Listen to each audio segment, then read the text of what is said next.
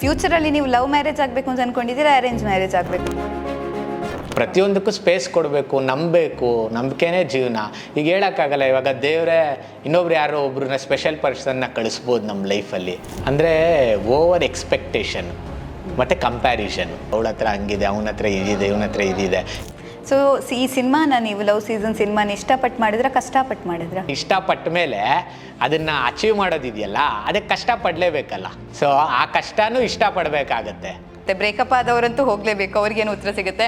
And love ಮಾಡ್ತಿರೋರು ಸ್ವಲ್ಪ doubt ಇರುತ್ತಲ್ಲ. ನಮ್ಮ ಸಿನಿಮಾಲಿ ಲಾಸ್ಟಲ್ಲಿ ಒಬ್ಬರು ಅದೊಂದು ಸರ್ಪ್ರೈಸ್ ಎಲಿಮೆಂಟು, ಒಬ್ಬರು ಸೂಪರ್ ಸ್ಟಾರ್ ಬರ್ತಾರೆ, ಅವರೊಂದು ಮೆಸೇಜ್ ಹೇಳ್ತಾರೆ ನಮ್ಮ ಸಿನಿಮಾಲಿ. ಇಡೀ ಲವ್ ಸೀಸನ್ ಸಿನಿಮಾ ಒಂದು ಕಡೆ ಆದರೆ ಅವ್ರು ಕೊಡೋ ಆ ಒಂದು ಗೋಲ್ಡನ್ ಸ್ಪೀಚ್ ಒಂದು ಕಡೆ. ಸೊ ನಾನು ಒಂದು ಎಕ್ಸ್ಪೆಕ್ಟೇಷನ್ ಇದೆ, ಜನ ಅದನ್ನು ಕೇಳ್ತಿದ್ದಂಗೆ ಕೊನೆಗೆ ಎದ್ದು ನಿಂತು ಚಪ್ಪಾಳೆ ತಟ್ತಾರೆ ಅಂತ.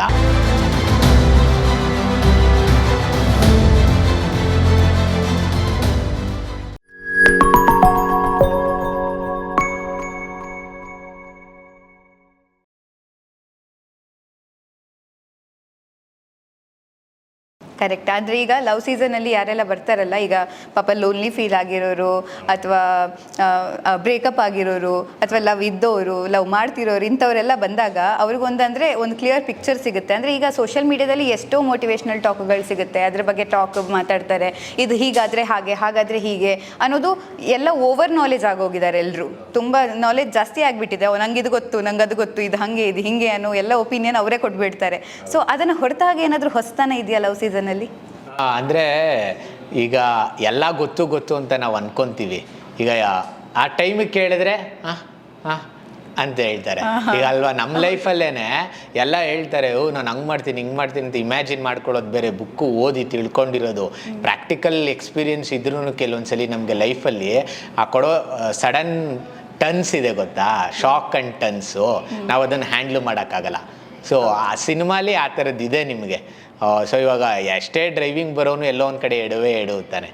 ಸೊ ಆ ರೀತಿ ಒಂದು ಟ್ವಿಸ್ಟ್ ಆ್ಯಂಡ್ ಟರ್ನ್ಸು ಸುಮಾರಷ್ಟು ಇದ್ದಾವೆ ಸಿನಿಮಾಗಳಲ್ಲಿ. ಓಕೆ, ಹಾಗಂದ್ರೆ ಎಲ್ಲ ಫುಲ್ ಪ್ಯಾಕೇಜ್ ಸಿಗ್ತಾ ಇದೆ ಬರೋ ಎಲ್ಲ ಆಡಿಯನ್ಸ್ಗೆ ಅನ್ನೋದು ಕ್ಲಿಯರ್ ಅಲ್ಲಿ. ಖಂಡಿತ. ಬಟ್ ಲವ್ ಅಂತ ಅಂದಾಗ ಲವ್ಗೆ ಅಪೋಸಿಟ್, ಅದು ಅಪೋಸಿಟ್ ಅಲ್ಲ, ಸಮಾನಾರ್ಥಕ ಪದ ಮೋಸ ಅಂತ ಬಂದ್ಬಿಡುತ್ತೆ. ಆ ಟೈಪ್ ಆಫ್ ಜೆನ್ಸೀಸ್ಗಳು ಈಗ ಬೆಳವಣಿಗೆ ಆಗ್ತಿರೋದು ಹಾಗೆ. ಯಾಕಂದರೆ ಅದಕ್ಕೆ ಆ ಒಂದು ಮಹತ್ವ ಕೊಡ್ತಾ ಇದ್ದಾರಾ, ಕೊಡ್ತಾ ಇಲ್ವಾ, ಅಥವಾ ಅವರ ಮಹತ್ವದ ರೀತಿನೇ ಬೇರೆನಾ ಅನ್ನೋದು ಹೊರತಾಗಿಯೂ ಮೋಸ ಅನ್ನೋದು ಸ್ವಲ್ಪ ಜಾಸ್ತಿ ಆಗ್ತಾ ಇದೆ ಅನ್ನೋದು ಹಿಂಗೆ ನೋಡುವಾಗ ನಮಗೆ ಕಾಣ್ತಾ ಇರೋದು. ಸೊ ಇದ್ರ ಬಗ್ಗೆ ಏನು ಹೇಳ್ತೀವಿ? ಅಂದರೆ ಓವರ್ ಎಕ್ಸ್ಪೆಕ್ಟೇಷನ್ ಮತ್ತು ಕಂಪ್ಯಾರಿಷನ್ ಇದೇ ನಿಮಗೆ ಆಗ್ತಾ ಇರೋದು. ಮೊದಲೆಲ್ಲ ಕಂಪೇರ್ ಮಾಡ್ತಾ ಇರಲಿಲ್ಲ ನಿಮಗೆ, ಜನ ತುಂಬ ಕಡಿಮೆ ಇತ್ತು ಆವಾಗ್ಲೂ. ಕಂಪ್ಯಾರಿಸನ್ ಅನ್ನೋದು ನಿಮಗೆ ಆಲ್ಮೋಸ್ಟ್ ಮನುಷ್ಯನ ವಿಕಾಸ ಆದಾಗ್ಲಿಂದನೂ ಇದೆ. ಬಟ್ ಅವಾಗೆಲ್ಲ ತುಂಬ ಅಂದರೆ ತುಂಬ ಕಡಿಮೆ ಇತ್ತು. ಈಗ ಅದು ತುಂಬ ಜಾಸ್ತಿ ಆಗಿಬಿಟ್ಟಿದೆ. ಕಂಪೇರ್ ಮಾಡ್ಕೊಳ್ಳೋದು, ಓಕೆ ಅವಳ ಹತ್ರ ಹಂಗಿದೆ, ಅವನ ಹತ್ರ ಇದಿದೆ, ಇವನ ಹತ್ರ ಇದಿದೆ. ಈಗ ನೀವು ಯಾರೋ ಒಬ್ಬರು ವ್ಯಕ್ತಿನ ಇಷ್ಟಪಡ್ತಿದ್ದೀರಾ, ನಿಮಗೆ ಅವ್ರ ಹತ್ರ ಏನಿದೆ ಏನಿಲ್ಲ ಅಂತ ಕ್ಲಾರಿಟಿ ತೊಗೊಂಡು ನೀವು ಅವ್ರನ್ನ ಇಷ್ಟಪಟ್ಟು ಒಂದು ರಿಲೇಷನ್ಶಿಪ್ ಬೆಳೆಸ್ಕೊಂಬಿಟ್ಟ ಅಂದರೆ ನಿಮ್ಗೆ ಆ ಕಂಪ್ಯಾರಿಸನ್ ಅನ್ನೋದು ಇದೆಲ್ಲ ಬರಲ್ಲ. ಮತ್ತು ಅದು ನಮ್ಮಲ್ಲೂ ಇರಬೇಕು ಆ ಥಾಟ್ ಅನ್ನೋದು. ನೀವು ಯಾವಾಗ ಆ ಕ್ಲಾರಿಟಿ ಇರೋದಿಲ್ಲ, ಸೊ ಅವಾಗ ಕಂಪೇರ್ ಮಾಡೋಕ್ಕೆ ಶುರು ಮಾಡ್ತೀರಾ. ಅವ್ರ ಹತ್ರ ಅದಿದೆಯಲ್ಲ, ಇವನ ಹತ್ರ ಏನೂ ಇಲ್ವಲ್ಲ, ಇವಳ ಹತ್ರ ಏನೂ ಇಲ್ವಲ್ಲ. ಸೊ ಡಿಸ್ಟ್ರ್ಯಾಕ್ಟ್ ಆಗೋದು, ಓಕೆ ಇವಳ ಹತ್ರ ಇಲ್ಲದೆ ಇರೋದು ಅವನ ಹತ್ರ ಏನೋ ಇದೆ, ಅದು ನನಗೆ ಬೇಕು. ಇದೆ ಅಲ್ಲ, ಈ ಪ್ರಪಂಚದಲ್ಲಿ ನೋಡಿ ಯಾರ ಹತ್ರನೂ ಇರೋದು ನಿಮಗೆ ಅದು ಪರ್ಫೆಕ್ಟ್ ಅಂತ ಹೇಳೋಕ್ಕಾಗಲ್ಲ. ಸೊ ಇವ್ರ ಹತ್ರ ಇಲ್ಲದೆ ಇರೋದು ಅವ್ರ ಹತ್ರ ಇರುತ್ತೆ, ಅವ್ರ ಹತ್ರ ಇಲ್ಲದೆ ಇರೋದು ಇವ್ರ ಹತ್ರ ಇರುತ್ತೆ. ಸೊ ಅದನ್ನು ನಿಮಗೆ ಒಂದು ಎಂಡೇ ಇರೋದಿಲ್ಲ. ಈಗ ಇದು ಬೇಡ ಅಂತ ಅಲ್ಲಿ ಹೋಗ್ತೀರಾ, ಅದಕ್ಕಿಂತ ಮರಕ್ಕಿಂತ ಮರ ಒಂದು ದೊಡ್ಡದಿದ್ದೇ ಇರುತ್ತಲ್ವಾ. ಸೊ ಅದಕ್ಕೆ ನಮ್ಮ ಹಿರಿಯರ ಗಾದೆ ಮಾತುಗಳು ತುಂಬ ಚೆನ್ನಾಗಿ ಹೇಳ್ತಾರೆ. ಈಗ ಪಾಲಕ್ ಸಿಕ್ಕಿದ್ದು ಪಂಚಾಮೃತ. ಈಗ ನಿನಗೇನು ಬೇಕು ಅಂತ ನಿನಗೆ ಕ್ಲಾರಿಟಿ ಇದ್ದರೆ, ಅದು ನಿನ್ನ ಪಾಲಕ್ ಸಿಕ್ತು ಅಂದರೆ ನಿನಗೆ ಅದೇ ಬೆಸ್ಟು. ಅದ್ರ ಮೇಲೆ ಕ್ಯಾರಿ ಮಾಡು. ಅದರಿಂದ ನೀನು ಹೆಂಗೆ ಬೆಸ್ಟ್ ಶೇಪ್ ಅಪ್ ಮಾಡ್ಕೋಬೇಕು ಲೈಫಲ್ಲಿ, ಅದ್ರ ಮೇಲೆ ಕಾನ್ಸಂಟ್ರೇಟ್ ಮಾಡು. ಅದು ಬಿಟ್ಟು ಈಗ ಓಕೆ ಇಲ್ಲ ಆಲ್ರೆಡಿ ಇವ್ನು ಬಿಟ್ಟು ಅಥವಾ ಇವಳು ಬಿಟ್ಟು ಅವಳ ಹತ್ರ ಏನೋ ಬೆಸ್ಟ್ ಇದೆ, ಅವನ ಹತ್ರ ಏನೋ ಬೆಸ್ಟ್ ಇದೆ ಅಂತ ಜಂಪ್ ಆಗೋದಲ್ಲ. ಆ ಬೆಸ್ಟ್ನ ಇಲ್ಲೇ ತೆಗಿಯೋದಕ್ಕೆ ಏನು ಪ್ರಯತ್ನ ಪಡಬೇಕೋ ಅದು ಪಡ್ರಿ. ಆಗಲಿಲ್ಲ ಅಂದರೆ ಆಲ್ರೆಡಿ ಅಕ್ಸೆಪ್ಟ್ ಮಾಡ್ಕೊಳ್ದಿರಿ. ಆ ನಂಬಿಕೆ ಒಂದು ಕೊಟ್ಟಿದ್ದೀರಲ್ಲ ಬೇಸಿಕ್ ಫೌಂಡೇಶನ್ನು, ಅದನ್ನು ಶೇಕ್ ಮಾಡ್ಕೋಬೇಡಿ. ಬಟ್ ನನಗೇನು ಅನಿಸುತ್ತೆ ಗೊತ್ತಾ, ಮೋಸ ಮಾಡೋದು ಒಂದು ರೀತಿ ಸರಿ ಅಲ್ವಾ? ಯಾಕಂದರೆ ಅವಳು ಅಥವಾ ಅವನು ಅವರ ಮನಸ್ಸಲ್ಲಿ ಅವ್ರು ಏನು ಅನ್ಕೊಂಡಿರ್ತಾರೆ, ಯಾಕಂದರೆ ಬದುಕೋದು ಅವರಿಗೋಸ್ಕರ ಅಲ್ವಾ. ಸೊ ಅವರ ಸೆಲ್ಫ್ ಲವ್ ಮಾಡೋದಕ್ಕೆ ಮೋಸ ಮಾಡಿರಬಹುದು, ಅಥವಾ ಅವರ ಮನಸ್ಸಿಗೆ ಏನು ಖುಷಿ ಸಿಗುತ್ತೋ ಅದನ್ನು ಮಾಡೋದಕ್ಕೆ ಮೋಸ ಮಾಡಿರ್ಬೋದು. ಸೊ ಮೋಸ ಮಾಡೋದು ಸರಿ ಅಲ್ವಾ? ಅಂದರೆ ಮೋಸ ಅನ್ನೋ ಪದನೇ ಸರಿ ಇಲ್ಲ ಫಸ್ಟ್ ಆಫ್ ಆಲ್. ಮೋಸ ಮಾಡೋದು ಸೆಕೆಂಡ್ರಿ. ಮೋಸ ಅನ್ನೋ ಪದನೇ ಸರಿ ಇಲ್ಲ. ಫಸ್ಟ್ ಆಫ್ ಆಲು ಮೋಸ ಮಾಡೋದು ತಪ್ಪು, ಅದು ಸರಿ ಅಲ್ಲ. ಏನಕ್ಕಂದರೆ ಈಗ ನೀವು ನನ್ನ ನಂಬ್ತೀರಾ, ಒಂದು ನಂಬಿಕೆ ಇಟ್ಟು ಏನೋ ಒಂದು ಬರ್ತಿದ್ದೀರಾ ಅಂದರೆ ಆ ನಂಬಿಕೆನ ಹುಟ್ಟಿಸ್ಕೊಳ್ಳೋಕ್ಕೆ ಒಂದು ಸಮಯ ಕೊಡ್ತೀರಾ ಗೊತ್ತಾ ನೀವು, ಅದನ್ನು ಕೊಡಬೇಡಿ. ಅದನ್ನು ಕೊಡಲಿಲ್ಲ ಅಂದರೆ ನಿಮಗೆ ಮೋಸ ಮಾಡೋ ಅನಿವಾರ್ಯನೇ ಬರಲ್ವಲ್ಲ. ಈಗ ನಿರ್ಮಾಪಕರು ನನ್ನ ನಂಬಿದ್ದಾರೆ ಅಲ್ವಾ, ಈಗ ನನಗೇನೋ ಪ್ಯಾನ್ ಇಂಡಿಯಾ ಮಾಡೋ ಸಿನಿಮಾ ಆಸೆ ಇತ್ತು ಅಂತ ಇಟ್ಕೊಳ್ಳಿ. ಆವಾಗ ನಾನು ಈ ನಿರ್ಮಾಪಕರಿಗೆ ನಂಬಿಕೆ ಹುಟ್ಟಿಸಿ ಬನ್ನಿ ಸರ್ ಸಿನಿಮಾ ಮಾಡೋಣ ಹಂಗೆ ಹಿಂಗೆ ಅಂತ ಮಾಡಿದಾರ, ನಾನು ಅದ್ರ ಮೇಲೆ ಕಾನ್ಸಂಟ್ರೇಟ್ ಮಾಡಿ. ಈಗ ಎಷ್ಟೋ ಜನ ಬರ್ತಾರೆ, ಸರ್ ಈ ಬಜೆಟಲ್ಲಿ ಸಿನಿಮಾ ಮಾಡ್ತೀನಿ ಅಂದ್ಬಿಟ್ಟು, ಇಲ್ಲ ನಾನು ಹಂಗೇನೋ ಅಂದ್ಕೊಂಡಿದ್ದೆ ಸರ್ ಹಂಗೆ ಮಾಡಬೇಕು ಅಂದ್ಬಿಟ್ಟು ಓವರ್ ಬಜೆಟ್ ಮಾಡಿಬಿಡ್ತಾರೆ. ನಿರ್ಮಾಪಕರು ಕೈ ಸುಟ್ಕೊಂಡು ಸುಮ್ಮನೆ ಆಗಿಬಿಡ್ತಾರೆ. ಸೊ ಇದೆಲ್ಲ ನಂಬಿಕೆ ದ್ರೋಹಗಳು, ಮೋಸಗಳು ಮಾಡಬಾರ್ದು. ನಿನಗೆ ಆ ಕ್ಲಾರಿಟಿ ಇದೆಯಾ ಏನು ಬೇಕು ಅಂತ, ಆವಾಗ ನೀನು ಇದಕ್ಕೆ ಕಮಿಟ್ಮೆಂಟ್ ಕೊಡಬೇಡ. ಸೊ ನೀವು ಯಾವಾಗ ಕಮಿಟ್ಮೆಂಟ್ ಕೊಟ್ಟು ಅದನ್ನು ಬ್ರೇಕ್ ಮಾಡ್ತೀರಾ, ಅದನ್ನೇ ಅಲ್ವಾ ಮೋಸ ಅನ್ನೋದು. ನಿಂಗೆ ಕ್ಲಾರಿಟಿ ಇದ್ದರೆ ನೀನು ಆ ವಿಷಯಕ್ಕೆ ಕಮಿಟ್ಮೆಂಟ್ ಕೊಡಬೇಡ ಅಷ್ಟೇ. ಸೊ ಕಮಿಟ್ಮೆಂಟ್ ಕೊಟ್ಟ ಮೇಲೆ ನಿನಗೆ ಲಾಸ್ ಆದರೂ ಪರವಾಗಿಲ್ಲ, ನಿನಗೆ ನೋವಾದರೂ ಪರವಾಗಿಲ್ಲ, ಅದ್ರ ಮೇಲೆ ನಿಂತ್ಕೋಬೇಕಾಗತ್ತೆ ನಾವು ಕೆಲವೊಂದು ಸರಿ. ಬಟ್ ನಾನು ಹಂಗೆ, ಬೇರೆಯವ್ರು ಹೆಂಗೆ ನನಗೆ ಗೊತ್ತಿಲ್ಲ. ಬಟ್ ಕೃತ್ವಿಕ್ ಕೂಡ ಅವ್ರ ಲವ್ವಲ್ಲಿ ಮೋಸ ಹೋಗಿದ್ದೀರಾ? ಅಂದರೆ ಅದು ಮೋಸ ಅಂತ ಹೇಳೋಕ್ಕಾಗಲ್ಲ, ಅದು ಕಾಲೇಜ್ ಡೇ ಅಲ್ವಾ, ಅವಾಗಿನ್ನು ಸ್ಕೂಲು ಅದೆಲ್ಲ ಬಂದು ಅಷ್ಟು ಅವ್ರಿಗೆ ಪಾಪ ಮೆಚುರಿಟಿ, ಅದು ಹೇಳೋಕ್ಕಾಗಲ್ಲ. ಅದು ಬ್ಲೇಮ್ ಮಾಡೋದು ತಪ್ಪಾಗುತ್ತೆ. ನಾವು ಆ ಏಜು, ಆ ಸರ್ಕಲ್ಲು, ಅವ್ರು ಸೇರೋ ಜನ, ಅವರು ಅರ್ಥಕೊಂಡಿರೋದು ಅದ್ರ ಬಗ್ಗೆ, ಅದು ಮ್ಯಾಟ್ರ್ ಆಗುತ್ತೆ. ಸೊ ಅಂತ ತುಂಬ ಅಂದರೆ ಒಂದು 4-5 ವರ್ಷದೆಲ್ಲ ಆಗಿ ಮೋಸ ಮಾಡಿ ಆ ಲೆವೆಲ್ದೆಲ್ಲ ಏನಲ್ಲ, ಇಲ್ಲ ಸ್ಕೂಲು ಕಾಲೇಜ್ದಾಗಿರೋದ್ರಿಂದ ನಾನು ಸೊ ಅದನ್ನು ಅಷ್ಟು ಸೀರಿಯಸ್ ಆಗು ನಾನು ತಗೊಂಡಿಲ್ಲ. ಓಕೆ, ಬಟ್ ಒಂದು ಸಣ್ಣ ನಂಬಿಕೆ ದ್ರೋಹ ನಿಮ್ಗೆ ಆಗಿದೆ ಅಲ್ವಾ, ಅಂದರೆ ಸ್ವಲ್ಪ ಹರ್ಟ್ ಆಗಿದೆ. ಬಟ್ ಫ್ಯೂಚರಲ್ಲಿ ನೀವು ಲವ್ ಮ್ಯಾರೇಜ್ ಆಗಬೇಕು ಅಂತ ಅನ್ಕೊಂಡಿದ್ದೀರಾ, ಅರೇಂಜ್ ಮ್ಯಾರೇಜ್ ಆಗ್ಬೇಕು ಅನ್ಕೊಂಡು? ಅಂದರೆ ನನಗೆ ಫ್ಯೂಚರಲ್ಲಿ ಲವ್ ಕಮ್ ಅರೇಂಜ್ ಆಗಬೇಕು ಅಂತಲೇ ಇಷ್ಟ ಇರೋದು. ಅದಕ್ಕೆ ಆಗಲಿಲ್ಲ ದಾರಿ, ಅದೊಂದು ಆಪರ್ಚುನಿಟಿ ಸಿಗಲಿಲ್ಲ ಅಂದರೆ ಅಫ್ಕೋರ್ಸ್ ಅರೇಂಜ್ ಮ್ಯಾರೇಜೇನೆ. ಬಟ್ ಏನಕ್ಕೆ ನಂಬಿಕೆ ಕಳ್ಕೊಬಾರ್ದು. ಈಗ ಅವ್ರು ಯಾರೋ ನಂಬಿಕೆ ದ್ರೋಹ ಮಾಡಿದ್ರು ಅಂತ ನಂಬಿಕೆ ಕಳ್ಕೊಂಡು ಅದಕ್ಕೆ ಸ್ಪೇಸ್ ಕೊಡದೇ ಇರೋದಿದೆಯಲ್ಲ, ಅದು ತುಂಬ ದೊಡ್ಡ ತಪ್ಪು. ಪ್ರತಿಯೊಂದಕ್ಕೂ ಸ್ಪೇಸ್ ಕೊಡಬೇಕು, ನಂಬಬೇಕು, ನಂಬಿಕೆನೇ ಜೀವನ. ಈಗ ಹೇಳೋಕ್ಕಾಗಲ್ಲ, ಇವಾಗ ದೇವರೇ ಇನ್ನೊಬ್ರು ಯಾರೋ ಒಬ್ರನ್ನ ಸ್ಪೆಷಲ್ ಪರ್ಸನ್ನ ಕಳಿಸ್ಬೋದು ನಮ್ಮ ಲೈಫಲ್ಲಿ. ತಾಳು ನಿನಗೆ ಇದೊಂದು, ನೀನು ಎಮೋಷ್ನಲಿ ಮೆಚ್ಯೂರ್ ಆಗೋದಕ್ಕೋಸ್ಕರ ಆ ಪರ್ಸನ್ ನಿನ್ನ ಲೈಫಲ್ಲಿ ಬಂದು ಅದ್ರಷ್ಟೇ. ಈಗ ನಿಂಗೆ ಮೆಚ್ಯೂರ್ ಆಗಿದೆಯಾ, ನಿನಗೇನು ಬೆಸ್ಟ್ ಬೇಕೋ ಅದು ಒಂದು ಕೊಡ್ಬೋದು ದೇವರು. ಒಂದು ಡೆಸ್ಟಿನಿ ಆಪರ್ಚುನಿಟಿ ಕ್ರಿಯೇಟ್ ಮಾಡಿಕೊಡ್ಬಾರ್ದು. ಅದಕ್ಕೆ ನಾವು ಸ್ಪೇಸೇ ಕೊಡಲಿಲ್ಲ ಅಂತಂದರೆ ಸೊ ದಟ್ ಅದು ತಪ್ಪಾಗುತ್ತೆ. ನಂಬಬೇಕು, ಪ್ರತಿಯೊಂದಕ್ಕೂ ಸ್ಪೇಸ್ ಕೊಡಬೇಕು. ಎಲ್ಲ ಒಂದೇ ರೀತಿ ಇರಲ್ಲ, ಅವ್ರು ಯಾರೋ ಮಾಡಿದ್ರು ಅಂತ ಇನ್ನೊಬ್ರು ಮಾಡೋದಿಲ್ಲ. So miracle will happen. Miracle will happen, ಹಂಗೆ ಆಗ್ಲಿ ನೀವು ಅನ್ಕೊಂಡಾಗೆ. ಬಟ್ ಲವ್ ಸೀಸನ್ ನೋಡಕ್ ಬರುವಂತ ಸಿನಿ ಪ್ರೇಕ್ಷಕರು ಸಿನಿಮಾ ನೋಡಾದ್ಮೇಲೆ ಅವ್ರು ಲವ್ ಮ್ಯಾರೇಜ್ ಆಗ್ತಾರೆ, ಅರೇಂಜ್ ಮ್ಯಾರೇಜ್ ಆಗ್ತಾರೆ? ಲವ್ ಮ್ಯಾರೇಜ್ ಕತೆ ನೀವು ಯೋಚನೆ ಮಾಡಿ? ಇಲ್ಲ ಇನ್ಸ್ಟೆಂಟ್ ಆಗಿ ಹೇಳ್ಬಿಡ್ತೀನಿ. ನಮ್ಮ ಸಿನಿಮಾ ನೋಡಿದವರು ಲವ್ ಮ್ಯಾರೇಜ್ ಆಗ್ತಾರೋ ಅರೇಂಜ್ ಮ್ಯಾರೇಜ್ ಆಗ್ತಾರೋ ನನಗೆ ಗೊತ್ತಿಲ್ಲ. ಒಟ್ನಲ್ಲಿ ಆ ಒಂದು ಕಮಿಟ್ಮೆಂಟ್ ಕೊಟ್ಟು ಒಂದು ರಿಲೇಶನ್ಶಿಪ್ಗೆ ಇಳಿದ ಮೇಲೆ ಅದನ್ನು ಉಳಿಸ್ಕೋತಾರೆ ಅಂತ ಹೇಳೋದಕ್ಕೆ ಇಷ್ಟಪಡ್ತೀನಿ. ಓಕೆ, ಸೊ ನಮ್ಮ ಸಿನಿಮಾನ ನೋಡಿದ್ಮೇಲೆ ಹಂಗಂದ್ರೆ ನಂಗೆ ಏನನ್ಸುತ್ತೆ ಗೊತ್ತಾ, ನಿಮ್ಮ ಮಾತುಗಳನ್ನೆಲ್ಲ ಕೇಳಿ. ಈಗ ಸ್ವಲ್ಪ ಅದೇ ನಾನು ಆವಾಗಲೇ ಹೇಳ್ದಾಗೆ, ಲೋನ್ಲಿ ಇರೋರು ಹೋಗ್ಬೋದು, ಅವ್ರಿಗೇನು ಒಂದಲ್ಲಿ ಉತ್ತರ ಸಿಗುತ್ತೆ. ಬ್ರೇಕಪ್ ಆದವರಂತೂ ಹೋಗ್ಲೇಬೇಕು, ಅವ್ರಿಗೇನು ಉತ್ತರ ಸಿಗುತ್ತೆ. ಆ್ಯಂಡ್ ಲವ್ ಮಾಡ್ತಿರೋರು ಸ್ವಲ್ಪ ಡೌಟ್ ಇರುತ್ತಲ್ಲ, ನನ್ನ ಪಾರ್ಟ್ನರ್ ನನ್ನ ಬಿಟ್ಟು ಹೋಗ್ತಾರೆ ಇಲ್ವಾ ಅಂತ, ಅವರು ಕರ್ಕೊಂಡು ಹೋಗಿ ತೋರಿಸ್ಬೋದು, ನೋಡಿ ಹಿಂಗಿರುತ್ತೆ ಅಂತ. ಇಂಥದ್ದೆಲ್ಲ ಇರುತ್ತಾ? ಹೌದು, ಖಂಡಿತ. ಏನಕ್ಕಂದ್ರೆ ಈಗ ನಮ್ಮ ಸಿನಿಮಾಲಿ ಲಾಸ್ಟಲ್ಲಿ ಒಬ್ರು, ಅದೊಂದು ಸರ್ಪ್ರೈಸ್ ಎಲಿಮೆಂಟು, ಒಬ್ರು ಸೂಪರ್ ಸ್ಟಾರ್ ಬರ್ತಾರೆ, ಅವರೊಂದು ಮೆಸೇಜ್ ಹೇಳ್ತಾರೆ ನಮ್ಮ ಸಿನಿಮಾಲಿ. ಅದು ತುಂಬ ಒಂದು ಗೋಲ್ಡನ್ ಸ್ಪೀಚ್ ಥರ. ಆ ಮೆಸೇಜೇ ಸಾಕು ನಿಮಗೆ. ನೀವು ಅದನ್ನು ಅರ್ಥ ಮಾಡ್ಕೊಂಬಿಟ್ರೆ, ನೀವು ಅದ್ರ ರೀತಿ ಬದುಕ್ತಾ ಹೋಗ್ಬಿಟ್ರೆ, ನೀವು ಜೀವನದಲ್ಲಿ ನಿಮಗೆ ಆ ಒಂದು ವಿಷಯದಲ್ಲಿ, ಪ್ರೀತಿ ಒಂದು ವಿಷಯದಲ್ಲಿ ಏನು ಕೊರತೆನೇ ಇರೋದಿಲ್ಲ. ಸೊ ಆ ಥರದೊಂದು ತೂಕವಾದ ಒಂದು ಮೆಸೇಜ್ ಇದೆ. ಅವ್ರು ಬರ್ತಾರೆ, ಲಾಸ್ಟ್ ಒಂದು 20 ಸೆಕೆಂಡ್ಸ್ ನಿಮಗೊಂದು ಮೆಸೇಜ್ ಕೊಡ್ತಾರೆ. ಅಂದರೆ ಇಡೀ ಲವ್ ಸೀಸನ್ ಸಿನಿಮಾ ಒಂದು ಕಡೆ ಆದರೆ, ಅವ್ರು ಕೊಡೋ ಆ ಒಂದು ಗೋಲ್ಡನ್ ಸ್ಪೀಚ್ ಒಂದು ಕಡೆ. ಸೊ ನಾನು ಒಂದು ಎಕ್ಸ್ಪೆಕ್ಟೇಷನ್ ಇದೆ, ಜನ ಅದನ್ನು ಕೇಳ್ತಿದ್ದಂಗೆ ಕೊನೆಗೆ ಎದ್ದು ನಿಂತು ಚಪ್ಪಾಳೆ ತಟ್ತಾರೆ ಅಂತ. ಆ ರೀತಿ ಒಂದು ಜಂಜಿಗಳಿಗೆ ಮುಖ್ಯವಾಗಿ ಬೇಕಾಗಿರುವಂಥ ಒಂದು ಮೆಸೇಜು. ಒಂದಷ್ಟು ಜನ ಈ ಹಳಬ್ರಿಗೆಲ್ಲ ಗೊತ್ತಿದೆ ಆಲ್ರೆಡಿ, ಅದು ಅವ್ರಿಗೊಂದು ರೀಕಾಲ್ ಆಗುತ್ತೆ. ಯಾರದನ್ನು ನೋಡಿಲ್ವೋ ಅವ್ರು ಅದನ್ನು ಆ ಪರ್ಸ್ಪೆಕ್ಟಿವಲ್ಲಿ ನೋಡಿ ಅದನ್ನು ಅರ್ಥ ಮಾಡ್ಕೋಬೇಕು. ಕೊನೆಯದಾಗಿ ಆಡಿಯನ್ಸ್ಗೆ ಅಲ್ವಾ ಬಿಟ್ಟಿದ್ದು, ನಾವು ಏನೇ ತೋರಿಸಿದ್ರು ಅವರಲ್ಲಿ ಆ ಒಂದು ಗಟ್ಸ್ ಇರಬೇಕು, ಅಕ್ಸೆಪ್ಟ್ ಮಾಡ್ಕೊಳ್ಳೋದು, ಅಥವಾ ಅದನ್ನು ಅರ್ಥ ಮಾಡ್ಕೊಂಡು ಡೈಜೆಸ್ಟ್ ಮಾಡ್ಕೊಳ್ಳೋದು, ಅಥವಾ ಅದನ್ನು ಅಳವಡಿಸ್ಕೊಳ್ಳೋದು, ಆ ಒಂದು ಗುಣ ಅದು ಅವರಿಗೆ ಬಿಟ್ಟಿದ್ದು. ಬಟ್ ಅದೊಂದು ಥ್ರಿಲ್ಲಿಂಗ್ ಆ್ಯಂಡ್ ಸರ್ಪ್ರೈಸಿಂಗ್ ಎಲಿಮೆಂಟ್ ಇದೆ ಸಿನಿಮಾಲಿ. ಸರಿ, ಆ ಥ್ರಿಲ್ಲಿಂಗ್ ಮತ್ತು ಸರ್ಪ್ರೈಸಿಂಗ್ ಎಲಿಮೆಂಟ್ ಹಾಗೆ ಇರಲಿ. ಬಟ್ ನನಗೆ ಯಾವುದಾದ್ರೂ ಒಂದು ಕನೆಕ್ಟಿಂಗ್ ಡೈಲಾಗ್ ಹೇಳ್ಬೋದು ಸಿನಿಮಾದಲ್ಲಿರೋದು. ಯಾಕಂದರೆ ಡೈಲಾಗ್ ತುಂಬ ಚೆನ್ನಾಗಿ ಪ್ಲ್ಯಾನ್ ಮಾಡಿರ್ತೀರ ನೀವು, ಹಿಂಗೆ ಹೊಡಿಬೇಕು ಅಂತ ಹೃದಯಕ್ಕೆ. ಸೊ ಹಾಗಾಗಿ ಯಾವುದಾದ್ರೂ ಒಂದು ರಿವೀಲ್ ಮಾಡ್ಬೋದಾ ನಮ್ಮ ಇಂಟರ್ವ್ಯೂ? ಖಂಡಿತ. ಅಂದ್ರೆ ಸುಮಾರಷ್ಟು ಡೈಲಾಗ್ಗಳಿದೆ. ಅಂದ್ರೆ ನಾನು ಪ್ರತಿಯೊಂದು ಪಾತ್ರಕ್ಕೂ ಆ ಸಂಭಾಷಣೆಗಳು ಬರಿಬೇಕಾದ್ರೆ ಅಂದ್ರೆ ತೂಕ ಹಾಕಿ ಬರ್ದಿದ್ದೀನಿ. ಅವ್ರ ಕೈಲಿ ಇದು ಹೇಳ್ಸಿದ್ರೆ ಚೆನ್ನಾಗಿರುತ್ತಾ, ಯಾಕೆ ಹೇಳಬೇಕು, ಅವ್ರ ಮನಸ್ಥಿತಿ ಯಾವ ಥರ, ಈಗ ಅವರು ಆ ದೃಶ್ಯದಲ್ಲಿ ಅವ್ರ ಪರಿಸ್ಥಿತಿ ಹೇಗಿದೆ ಅಂತ ಯೋಚನೆ ಮಾಡಿ ನಾನು ಬರೆದಿರೋ ಅಂಥದ್ದು. ಈಗ ನಮ್ಮ ಚಂದನ ಅವ್ರು ಹೇಳಿದ್ರು, ಈಗ ನೀವು ಕ್ವಶನ್ ಮಾಡಿದ್ರಾ ಅಂತ ಕೇಳಿದ್ರೆ ಏನಾದ್ರು ಇಷ್ಟ ಆಗಿ ಈ ಥಾಟ್ ನಿಮ್ಗೆ ಹೆಂಗೆ ಬಂತು ಅಂತ. ಅವರೇ ಒಂದು ಕೇಳಿದ್ರು, ನಿಮಗೆ ಒಂದು ಡೈಲಾಗ್ ಇದೆ ಅಂದರೆ ಸಮಾಜಗೆ ಫುಲ್ ಫಾರ್ಮ್ ಕೊಟ್ಟಿದ್ದೀನಿ, ನನಗಂತೂ ಗೊತ್ತಿಲ್ಲ ಹಿಂದೆ ಬಂದಿದೆಯೋ ಇಲ್ವೋ ಅಂತ, ನಂದ್ರಲ್ಲೇ ಮೊದಲು ಅಂತ ಅನಿಸುತ್ತೆ ನನಗೆ. ಅಂದರೆ ಸಮಾಜ ಅಂದರೆ ಏನು, ಸಕಲಕ್ಕೂ ಮಾತನಾಡಿಕೊಳ್ಳುವ ಜನ, ಅದ್ರ ಬಗ್ಗೆ ನಾವು ತಲೆ ಕೆಡಿಸ್ಕೋಬಾರ್ದು, ನಮ್ಗೆ ಏನು ಇಷ್ಟನೋ ಅದನ್ನ ನಾವು ಮಾಡಬೇಕು ಅನ್ನೋವಂಥದ್ದಾಗಿರ್ಬೋದು. ಅದಾದ್ಮೇಲೆ ಒಂದು ಈ ಮೇರಿ ಕ್ಯಾರೆಕ್ಟರ್ ಕೇಳ್ತಾಳೆ ಹೀರೋಗೆ, ಅಂದರೆ ಹೀರೋ ಕೇಳ್ತಾನೆ, ಅಂದರೆ ಅವ್ನು ಡೈರೆಕ್ಟ್ ಹೋಗಿ ಪ್ರಪೋಸ್ ಮಾಡಿ ಇದು ಮಾಡಿದಾಗ ರೋಸು ಗಿಫ್ಟು ಏನು ಕೊಡ್ದಾರ ಪ್ರೀತಿನ ಹೇಳ್ಕೊತಿದ್ದೀನಿ, ಒಂಥರ ನಾರ್ಮಲ್ ಅನಿಸ್ತಿಲ್ವಾ ನಿಂಗೆ ಅಂದಾಗ ಅವಳು ಒಂದು ಮಾತು ಹೇಳ್ತಾಳೆ, ಮನಸ್ಸಲ್ಲಿರೋದನ್ನ ಹೇಳ್ಕೊಳ್ಳೋದಕ್ಕೆ ಆಚರಣೆ ವಾಡಿಕೆಗಳ ಅವಶ್ಯಕತೆ ಇಲ್ಲ, ಒಳ್ಳೆ ಮನಸ್ಸಿರಬೇಕು ಅಷ್ಟೇ ಅಂತ. ಸೊ ಈ ಥರದ್ದು ಸುಮಾರಷ್ಟು ಸಂಭಾಷಣೆಗಳು ಇದಾವೆ ಸಿನಿಮಾದಲ್ಲಿದ್ದಾವೆ. ಸೊ ಹಬ್ಬ ಆಗೋದಂತೂ ಗ್ಯಾರಂಟಿ ಅಲ್ವಾ ಸಿನಿಮಾಗೆ ಬಂದ್ರೆ? ಆ ಒಂದು ಭಾವನೆಗಳ ಹಬ್ಬ ಅಂತ ಹೇಳಿ, ಭಾವನೆಗಳ ಹಬ್ಬ ಆಗುತ್ತೆ. ಸೊ ಆ ಯೋಚನೆಗಳ ಆಲೋಚನೆಗಳು ಬರಿಬೇಕಾದ್ರೆ ಅದು ಪ್ರತಿಯೊಂದು ಡೈಲಾಗು ನೀವು ಹಾಗೆ ಬರ್ದಿದ್ದೀರಾ ಅಥವಾ ಯೋಚನೆ ಮಾಡಿದ್ದೀರಾ, ಇಂದ ಕನೆಕ್ಟ್ ಆಗಬೇಕು, ಪ್ರತಿಯೊಂದು ಮಾತು ಕೂಡ ಜನರಿಗೆ ಕನೆಕ್ಟ್ ಆಗಬೇಕು ಅನ್ನೋ ರೀತಿಯಲ್ಲೇ? ಅಂದರೆ ನನಗೆ ಅನಿಸಿದ್ದೇನು ಅಂದರೆ, ನೀವು ಯಾವುದೇ ಸಿನಿಮಾ ನೋಡಿ, ನಿಮಗೆ ಆ ನಿರ್ದೇಶಕನ ಯೋಚನೆ ಮಾಡೋ ರೀತಿ, ಅವನಲ್ಲಿ ಹುಟ್ಟುವಂಥ ಕ್ವಶನ್ಸು, ನೀವೊಂದು ಸಿನಿಮಾ ನೋಡಿದ್ರೆ ಆ ಡೈರೆಕ್ಟರ್ ಹೆಂಗೆ ಅಂತ ನೀವು ಅರ್ಥ ಮಾಡ್ಕೊಂಬಿಡ್ಬೋದು. ಏನಕ್ಕಂದರೆ ನಿಮ್ಗೆ 100ಅಲ್ಲಿ 50 to 60% ಅವ್ನು ಯಾವುದೋ ಒಂದು ಕ್ಯಾರೆಕ್ಟರ್ ಕೈಲಿ ಹೇಳ್ಸಿದ್ದಾನೆ ಅಂದರೆ ಅದು ಅವಂದು.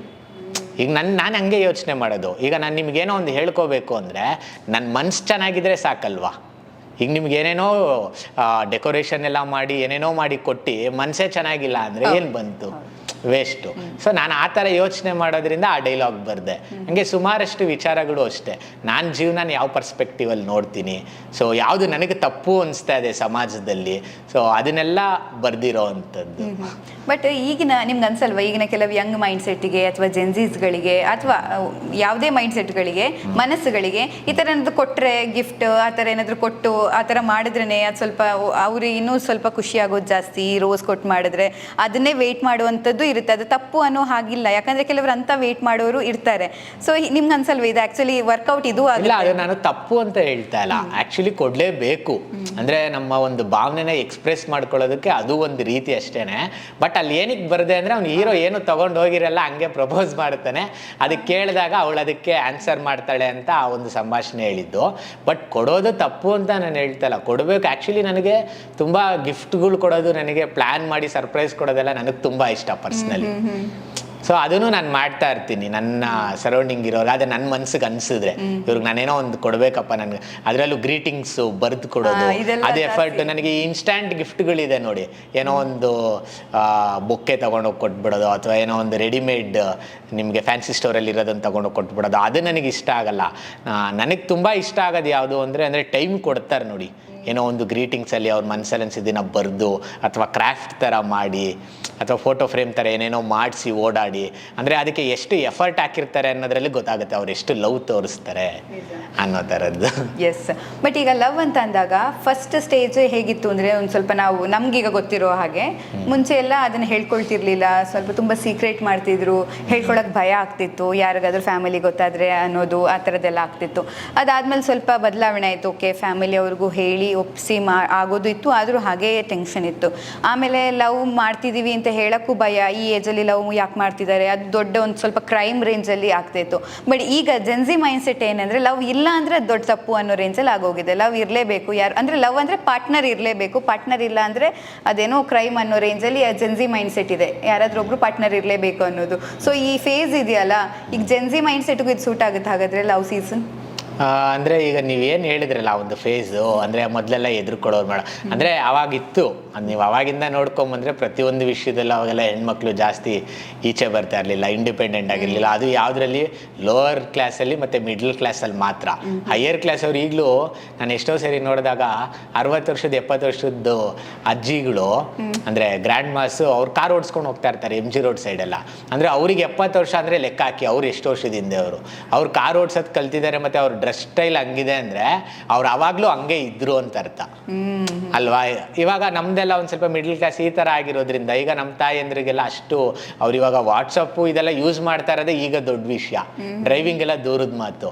ಅಂದರೆ ಅವರು ಯಾವ ರೀತಿ ವಾತಾವರಣದಲ್ಲಿ ಬೆಳೆದಿರ್ತಾರೆ, ಯಾವುದನ್ನ ಅವರು ಅಳವಡಿಸ್ಕೊಂಡಿರ್ತಾರೆ ಅನ್ನೋದ್ರ ಮೇಲೆ ಹೋಗುತ್ತೆ. ಆ ಒಂದು ಬೋಲ್ಡ್ನೆಸ್ ಆಗಿರ್ಬೋದು, ಆ ಒಂದು ಹೇಳ್ಕೊಳ್ಳೋ ಅಂಥದ್ದಾಗಿರ್ಬೋದು.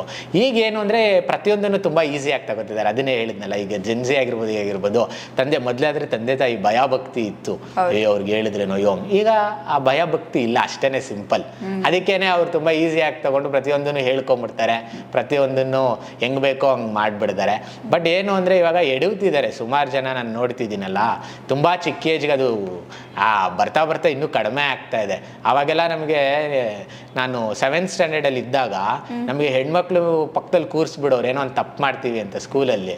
ನಾವು ಅಳ್ತಿದ್ವಿ, ಅವಮಾನ ನಮ್ಗೊಂಥರ, ಅಯ್ಯೋ ನಮ್ಮನ್ನ ಹುಡುಗಿ ಪಕ್ಕದಲ್ಲಿ ಕೂರಿಸ್ಬಿಟ್ರು ಅಂತ. ಬಟ್ ಈಗ ನಿಮಗೆ ಗೊತ್ತು, ಮೊದಲೆಲ್ಲ ಮಿಂಗಲ್ ಮಾಡಿ ಕೂರಿಸೋರು.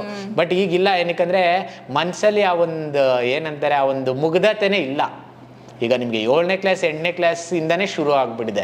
ರೀಲ್ಸಲ್ಲಿ ನೋಡ್ತಾ ಇರ್ತೀವಿ, ಅದೆಲ್ಲ ಸುಮಾರು ನಾವು ಸೋಷಿಯಲ್ ಮೀಡಿಯಲ್ಲೆಲ್ಲ ನೋಡ್ತಾ ಇರ್ತೀವಿ. ಸೊ ತುಂಬ ಹದಗೆಟ್ಟು ಹೋಗ್ಬಿಟ್ಟಿದೆ ಇವಾಗಿಂದು ಜೆನ್ಸಿ ಇದು. ಸೊ ಅವ್ರಿಗೆ ಸರಿಪಡಿಸ್ಕೊಳ್ಳೋದಕ್ಕೆ ನಮ್ಮ ಸಿನಿಮಾ ಒಂದೊಳ್ಳೆ ನಿಮ್ಮದು ಬುಕ್ ಆಗುತ್ತೆ, ಅಥವಾ ಒಂದೊಳ್ಳೆ ಆರ್ಟಿಕಲ್ ಆಗುತ್ತೆ, ಅಥವಾ ಒಂದು ಒಳ್ಳೆ ಸಂದರ್ಶನ ಅನ್ನೋ ರೀತಿ ಆಗುತ್ತೆ.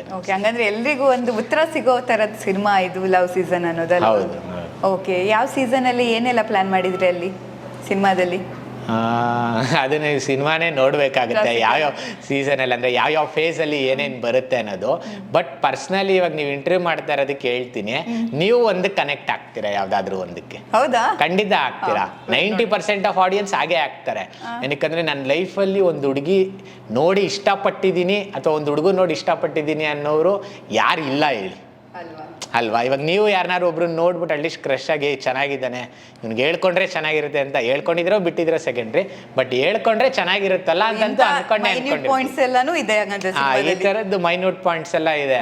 ಅಂದ್ರೆ ಎಷ್ಟೋ ಜನ ಹೇಳ್ಕೋಬೇಕು ಅನ್ನೋಷ್ಟರಲ್ಲಿ ಮನಸ್ಸಲ್ಲೇ ಅದು ಮಣ್ಣಾಗೋಗ್ಬಿಡತ್ತೆ. ಸೊ ಈ ಥರದ್ದು ಪ್ರತಿಯೊಬ್ಬರಿಗೂ ಕನೆಕ್ಟ್ ಆಗೇ ಆಗುತ್ತೆ. 90 to 95% ಕನೆಕ್ಟ್ ಆಗುತ್ತೆ. ಎಸ್, ಬಟ್ ಇಷ್ಟು ಬ್ಯೂಟಿಫುಲ್ ಲವ್ ಎಲ್ಲೆಲ್ಲ ಶೂಟ್ ಆಗಿದೆ? ಇದು ಕಂಪ್ಲೀಟ್ ಬ್ಯಾಂಗ್ಳೂರಲ್ಲೇ ಮೇಡಮ್ ಶೂಟ್ ಆಗಿದ್ದು. ರಾಜಾಜಿನಗರ್, ಮಲ್ಲೇಶ್ವರಂ, ಮತ್ತೆ ಸುಮ್ನಹಳ್ಳಿ. ಸೊ ಈ ಸರೌಂಡಿಂಗ್ ಅಲ್ಲಿ ಒಂದು ಸಾಂಗ್ ಮಾತ್ರ ರಾಮನಗರಲ್ಲಿ ಶೂಟ್ ಮಾಡಿದ್ವಿ.